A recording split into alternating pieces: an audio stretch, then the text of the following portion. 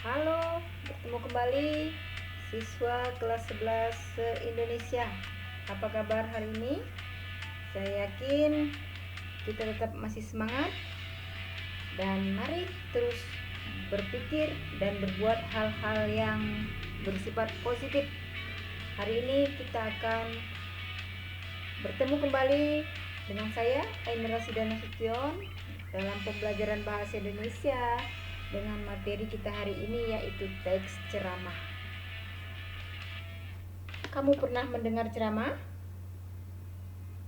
Atau kapan terakhir sekali kamu mendengarkan ceramah?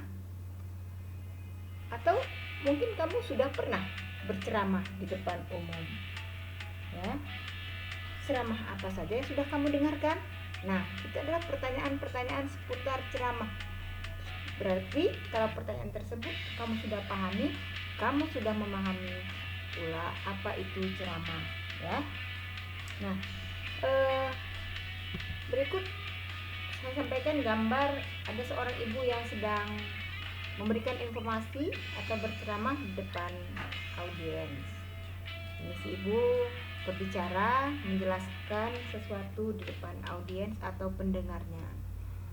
Nah, untuk lebih jelasnya lagi, kita akan melihat tayangan berikut yang merupakan tayangan dalam bentuk ceramah. Perhatikan tayangan berikut. Perkembangan terbaru dari kasus penyebaran COVID di Indonesia. Misalnya, cuci tangan sesering mungkin. Cari tempat cuci tangan yang ada sabun dan air mengalir. Atau gunakan cairan pembersih tangan yang mengandung alkohol. Jadi, kemanapun kita pergi, selalu membawa hand sanitizer. Saudara-saudari, antivirus atau vaksin COVID-19 belum ditemukan sampai sekarang. Berbagai uji coba masih dilaksanakan dengan teliti. Namun, belum dapat dipastikan kapan kita akan punya vaksin yang efektif. Karena vaksin sebenarnya bisa melindungi diri kita dari virus SARS-CoV-2 si penyebab COVID-19 ini.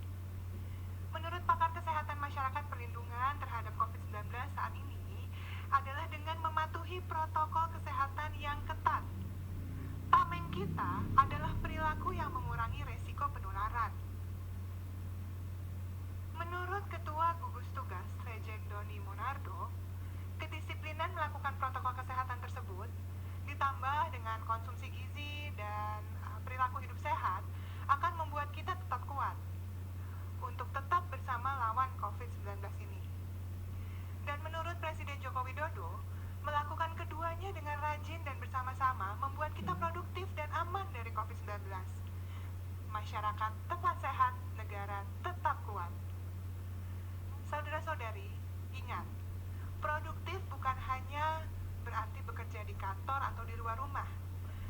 Bagi Bapak Ibu yang bekerja dari rumah, teruslah bekerja dari rumah. Teknologi dan kreativitas akan memungkinkan kita tetap berkarya dan bekerja bersama. Pada sore hari ini, saya akan menjelaskan salah satu dari protokol kesehatan yang harus sering kita lakukan. Sekali lagi, mencuci tangan dengan baik dan benar penting sekali dilakukan. Kenapa? Karena lebih dari 1000 jenis kuman, baik itu bakteri, virus, jamur, itu dapat terbawa di tangan kita. Bagi rekan-rekan sejawat dokter dan tenaga kesehatan lainnya yang bekerja di rumah sakit, penelitian menunjukkan bahkan lebih besar lagi potensinya.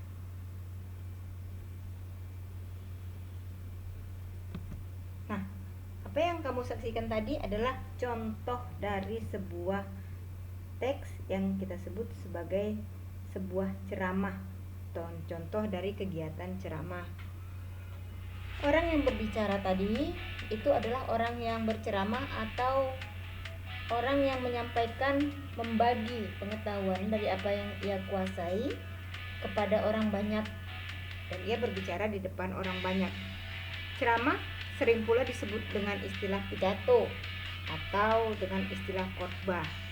Nah, kali ini kita akan mempelajari teks ceramah, ya, dengan menganalisis isi, struktur, dan kebahasaan dalam teks ceramah. Kemudian Anda akan mengonstruksi ceramah tentang permasalahan aktual dengan memerhatikan kaidah kebahasaan dan struktur yang tepat. Ini adalah indikatornya dalam teks ceramah. Ya, indikator pembelajaran kita hari ini menandai informasi dalam berita yang disampaikan secara lisan, menentukan bagian-bagian penting, menelaah struktur dan kaidah ceramah, serta menulis teks ceramah sesuai dengan struktur, bagian, dan unsur atau kaidah kebahasaan yang didapatkan. Tujuan pembelajaran kita sesuai dengan indikator, ya, indikator yang disampaikan. Memahami informasi, menganalisis bagian penting, mengidentifikasi struktur teks ceramah, dan menandainya dalam bentuk kaidah sesuai dengan kaidah kebahasaan dalam teks ceramah tersebut. Ceramah sendiri dapat diartikan atau disebut dengan istilah pidato. Terkadang ceramah disebut juga sebagai bentuk khotbah. Di KBBI dikatakan ceramah itu adalah pidato seseorang di depan orang banyak mengenai satu hal.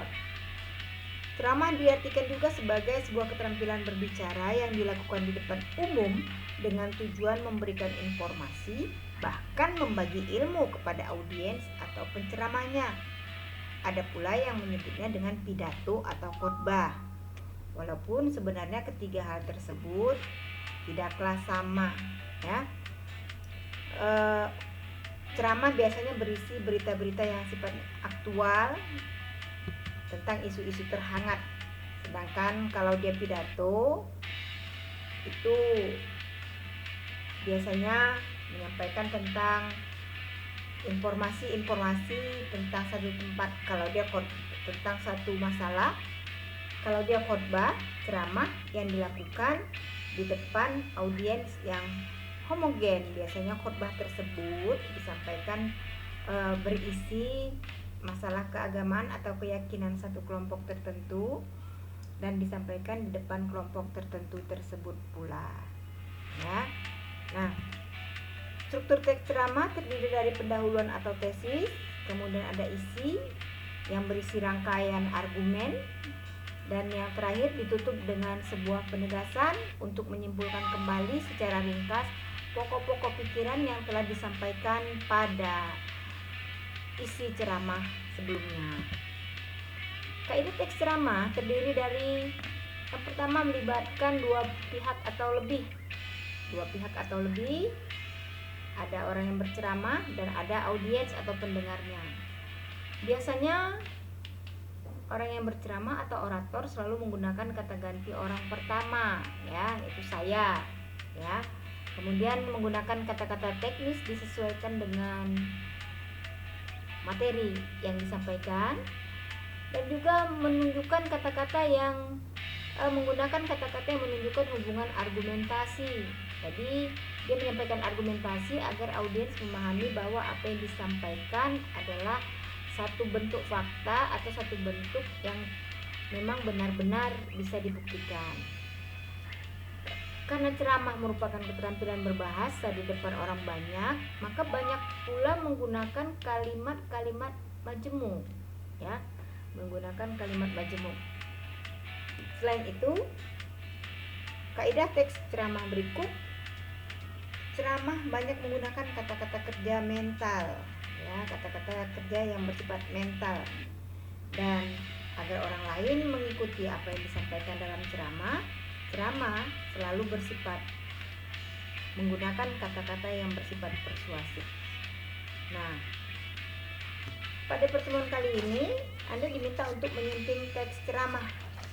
Yang pertama adalah persiapkan dulu ceramahnya, sediakan bahan-bahan pemandu penyuntingan, cermati bahan-bahan suntingan, lalu memperbaiki kesalahan yang terdapat dalam teks yang sudah selesai.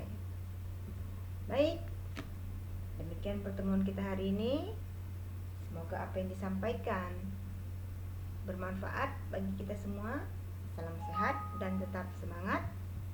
Kita bertemu lagi di materi berikutnya. Saya Ainur Rasida Nasution. Sampai jumpa. Assalamualaikum warahmatullahi wabarakatuh.